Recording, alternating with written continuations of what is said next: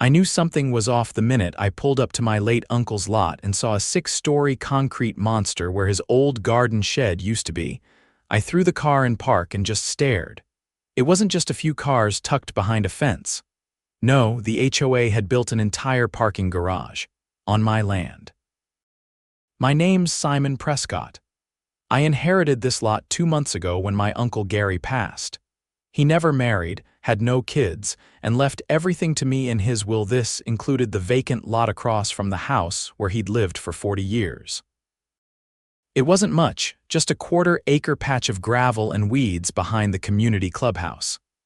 But in this part of town, that was gold. According to the will, the land was zoned privately, never signed over to the HOA. He made a point of that. Said he didn't trust those clipboard tyrants. He wasn't wrong. I walked across the street and into the HOA clubhouse, where I found her Winona Neely, head of the Golden Pines HOA. Mid-50s, frosted bob haircut, and a permanent expression like someone had just insulted her potato salad recipe. She was standing over a group of board members like a queen on her throne. "Winona," I said, loud enough to interrupt whatever nonsense they were cooking up.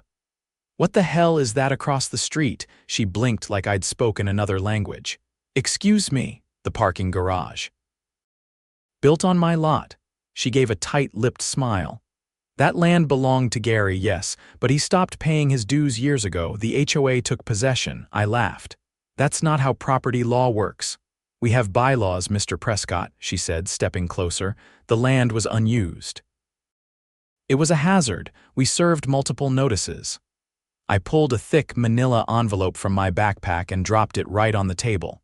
"Here's the will, here's the title, and here's the county record showing it was never under HOA jurisdiction." Her face twitched. One of the board members, a guy named Hal with a voice like a foghorn, cleared his throat. "Construction's already finished. You can't just undo this." "I don't need to undo it," I said, grinning, "but you'll be hearing from my lawyer." Winona's voice sharpened. "You won't win. The community needs that structure. We voted, we have rights too."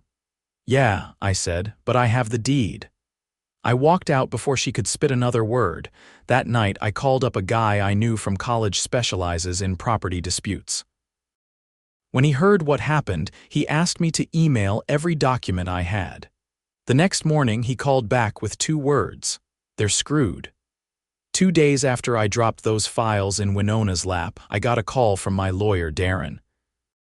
He'd already filed a cease and desist with the county, and he'd just gotten off the phone with the zoning commission.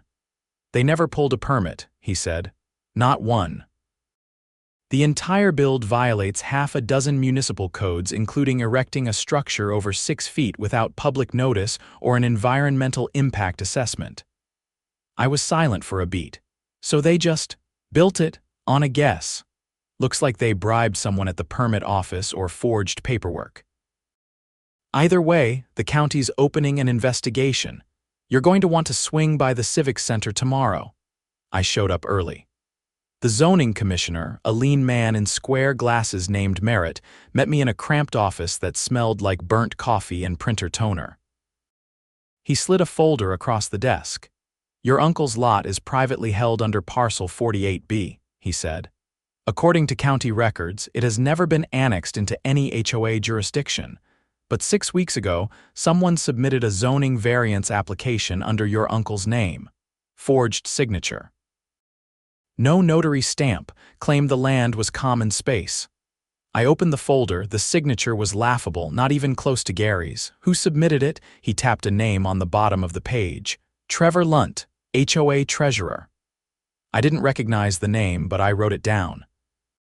Merritt leaned back, arms crossed. "Technically, you're sitting on a massive civil suit," he said. "But given the forged documents, the county's forwarding this to the DA. I left with a copy of the file and Darren's voice in my ear.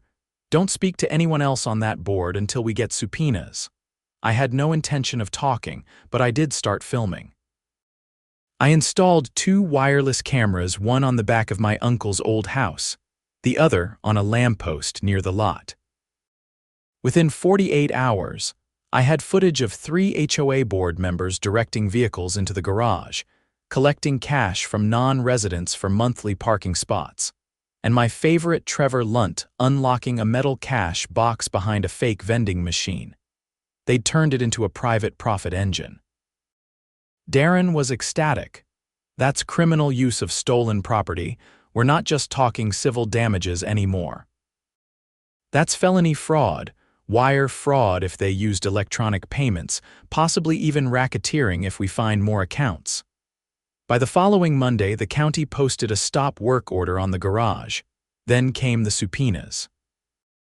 The HOA board received them during their monthly meeting, which I watched through binoculars from my uncle's porch, sipping tea like I was at Wimbledon. But Winona wasn't going down quietly. The next morning, I woke up to a notice duct taped to my front door. It claimed I owed $18,000 in back fees on common property maintenance, plus interest. I walked it straight to my lawyer. He laughed so hard he choked on his coffee. There's no mechanism for them to charge fees on land they don't own, Simon. They're panicking. Still, Winona escalated. She filed a temporary injunction against me to prevent further interference with community infrastructure. Except she filed it in small claims court where it didn't belong and submitted a stack of doctored documents. Darren got them thrown out in less than 3 hours. Meanwhile, the city's investigation ramped up. A forensic accountant traced 2 separate bank accounts tied to Trevor, and another board member. Both had been collecting off the books parking fees for months. Combined, they'd skimmed nearly $200,000. I got a call from a city prosecutor named Leela Chow. Her voice was clipped and precise. We're charging Lunt and the others with conspiracy to commit fraud, forgery, and misappropriation of privately held property. The county will likely seize those funds, but you have a separate civil claim. I didn't even have to press charges. The state was doing it for me. That left me free to focus on the lot itself, and that's when things took a turn. A man named Nalan Dreyfus showed up at my door with a briefcase and a business card that read, "Dreyfus Urban Development. We want to buy the lot," he said. "We've been watching the case unfold. We were planning a retail plaza 2 blocks down, but this location's better. Close to the arterial road, no zoning issues anymore. We'd demolish the garage, flatten the space, and build a mixed-use space. You'd walk away with $8 million. I stared at him. "You're serious," he nodded. "We'll handle the demolition and legal cleanup. We just need clean title." "Which, thanks to your uncle's paperwork and the county's ruling, you have." Darren reviewed the contract. It was airtight. 3 weeks later, I signed the sale. Demo crews moved in with jackhammers and excavators. The garage came down piece by piece, every chunk of rebar and concrete a nail in the HOA's coffin. The debris was cleared in 2 days, and fencing went up around the development site. The funniest part? The HOA had to watch from across the street as their little cash cow was reduced to rubble. Winona stood on the curb, arms folded, lips pressed so tight you could slice cheese with her mouth. I could have gloated. But I didn't. I just waved. Then I got in my new truck, paid in full, no financing, and drove past the ruins of their scheme. The groundbreaking ceremony was a week away, and crews were already on site drilling soil cores and mapping utility lines. I'd taken to walking the perimeter at dusk, just to watch the final traces of the old structure vanish under demolition dust and survey flags. Nothing but progress, finally. That's when the detective showed up. He was waiting on my porch as I returned from the lot, a tall man with a worn leather jacket and a notepad in one hand. Introduced himself as Detective Riva's White-Collar Crimes Division, the kind of guy who didn't waste time on small talk. Simon Prescott. "I need to ask you some questions about the HOA board," he said, flipping open the pad. "Specifically about a missing contractor. Name's Elias Brandt. He was hired to build the parking garage." I narrowed my eyes. "I've never met him." "Didn't think you had," Rivas said, "but he's vanished. No one's seen him in over a month. His company's bank accounts were drained right after the stop work order hit." "Are you telling me they made him disappear?" I asked. He didn't answer right away, just wrote something down. "We're not there yet." But we did find his name on a wire transfer from an account linked to Trevor Lunt. $38,000, labeled consulting. I'd never heard of Elias Brandt before, but the second Rivas showed me his photo, I recognized the guy. He'd been on site often during the garage construction, always wearing an orange vest with no company logo. I'd assumed at the time he was just another subcontractor. Now it looked a lot more suspicious. There's more, Rivas continued. We pulled the HOA's internal communications. Winona Neely was in contact with Brandt through a private email server. Deleted messages, but we recovered fragments. One said, "Get it done fast. No permits, cash only." That stopped me cold. So they knew the whole time they were breaking zoning laws, they knew, he said. And they paid Brandt off to keep quiet. But here's the problem. He didn't go quietly. Before he disappeared, he made a backup of all the engineering files, invoices, and emails. He stored them on a private server in Santa Fe. How do you know that? Because he tried to sell the files to a competitor. A rival HOA said the Golden Pines board was sitting on enough liability to bankrupt the whole neighborhood. But then he didn't show up to the meeting where he was supposed to hand them over. I leaned against the porch rail. So now the files are out there and the guy's missing. Rivas nodded grimly. And we think someone on the board found out where the files were headed. I didn't say anything for a moment. My thoughts were racing. This wasn't just HOA overreach anymore. This was criminal conspiracy, wire fraud, and now possibly even obstruction or worse. Does the DA know? I finally asked. They're building a case, but it's delicate. If someone on that board harmed Brandt, we need to prove intent. Right now, we're treating it as a missing persons case with potential foul play. That night, I couldn't sleep. The next morning, I drove to the county archive building, not for more documents, but to meet someone. Her name was Miriam Hall, a retired city planner who had overseen development permits 20 years ago. Darren had connected me with her through a mutual contact. She met me in the lobby, carrying an old accordion folder filled with hand-drawn maps and handwritten meeting minutes. "I remember your uncle," she said, settling into a chair.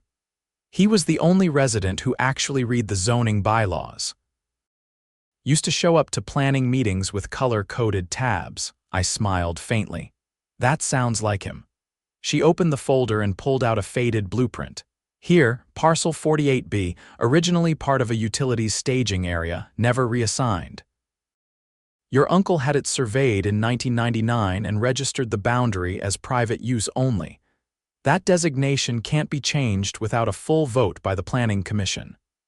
So the HOA never had a shot at claiming it legally," I said. "Not unless they bribed someone," she said flatly. Which, given what I've read, wouldn't surprise me one bit. That gave me an idea. I asked Darren to file a Freedom of Information Act request for all communications between the HOA and the Planning Commission over the last year. What we got back was shocking.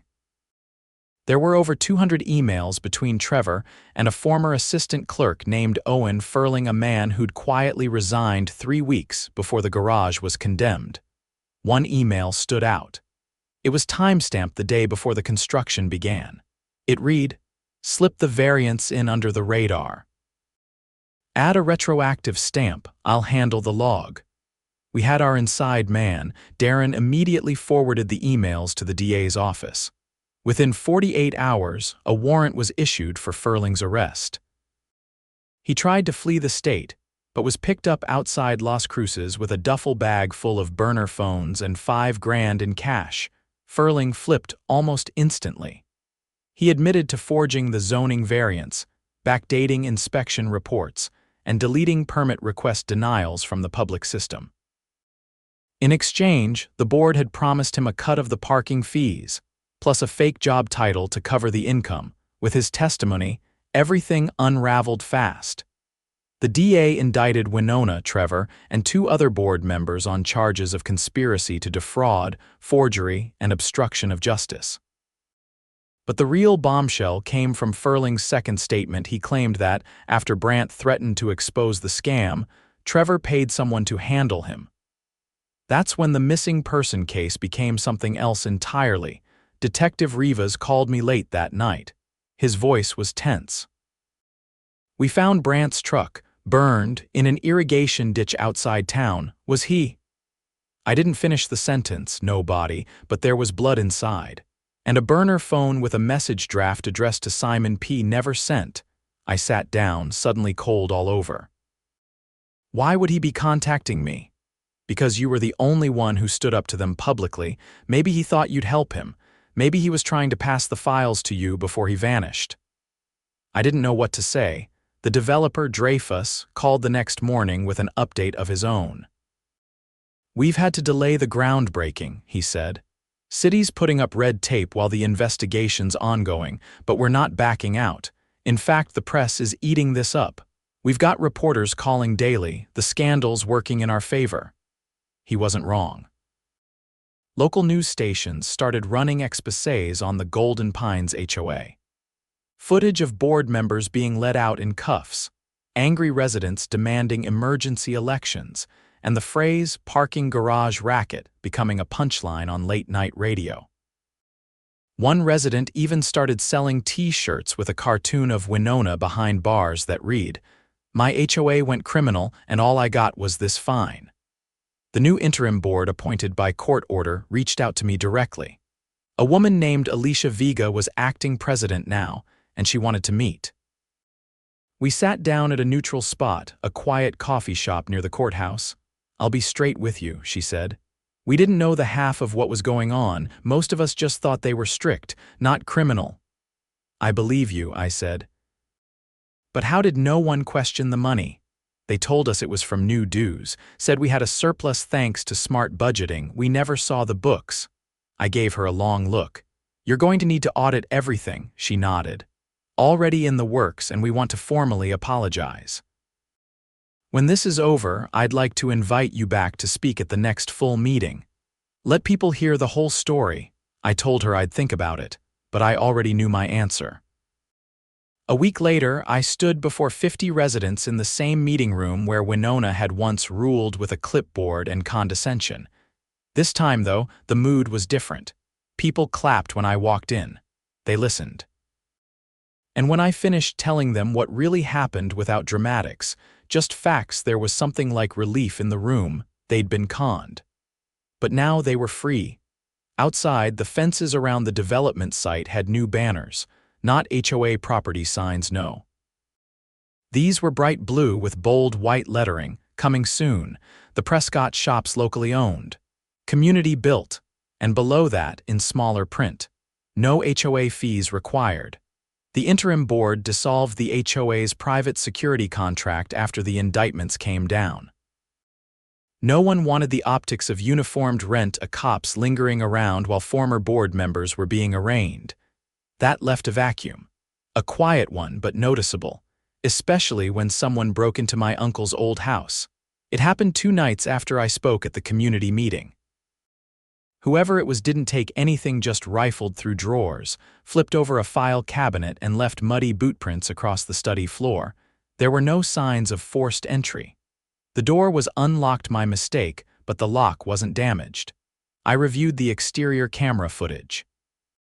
A tall figure in a dark hoodie stepped onto the porch at 2 in the morning, picked the lock in under 30 seconds, and disappeared inside. They were out again in under 5 minutes, clutching something under one arm. I sent the footage to Detective Rivas. He called back within the hour. "That wasn't random," he said. "They knew what they were after." I paced the living room, running through what might have been taken. There was a drawer full of old maps and inspection letters, some of Gary's early correspondence with city records. But none of it was digital. "Exactly why someone might want it," Rivas said. "If there's still documentation that contradicts the HOA's internal version of events and it's not already in the county's hands, that could be leverage or a liability." "Depends who's holding it. Could it be Brandt?" I asked. There was a pause on the other end. "Unlikely. We traced his last phone ping to the outskirts of Sierra Blanca, nothing since, but we are looking at one of the former board members' family members. Someone not formally tied to the case."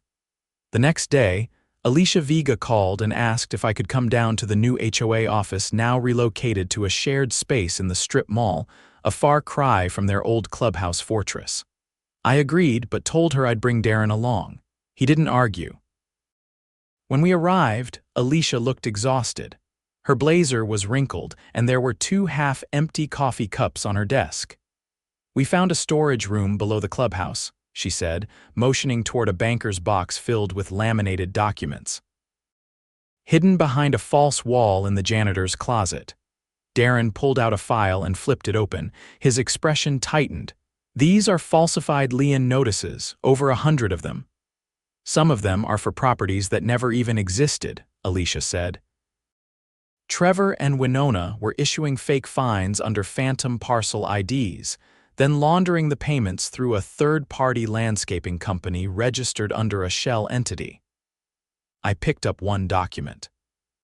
It was a maintenance fee invoice for sidewalk repair on a street that had been dug up 10 years ago and never restored. The signature was forged. The notary stamp was expired. Darren glanced at Alicia. "You realize this box alone is enough for another round of indictments?" She nodded grimly. "We've already sent copies to the DA, but I thought you should see it first. Your uncle's name is on 6 of these. They were trying to bury him in debt to force a foreclosure." I didn't respond right away. I was too busy staring at Gary's signature, crooked, jagged, and clearly not his. They tried to erase him from his own land. And when that didn't work, they forged a paper trail to make it look like he owed them everything. On the way out, Darren stopped and looked back at Alicia. "You're doing the right thing. But you've still got a lot of people in this neighborhood who don't trust the board." "I know," she said. "That's why we're disbanding it." I turned. "What?" She nodded. "We're putting it to a vote next month, full dissolution. The community's tired of being managed like suspects. We're looking into forming a cooperative instead. Transparent budgeting, rotating leadership, no fines, no enforcement power." I didn't say it out loud, but I felt something shift. Like maybe, finally, this place had a shot at becoming a real neighborhood again. Later that week, I got a call from an assistant DA named Julian Barlow. She didn't waste time with pleasantries. "We've located the server Brandt was using." "I thought that was already recovered," I asked. "We had fragments, but not the physical drive." Turns out he mailed a backup to an old friend in Albuquerque. The package sat unopened in a storage unit until they heard about the case on the news.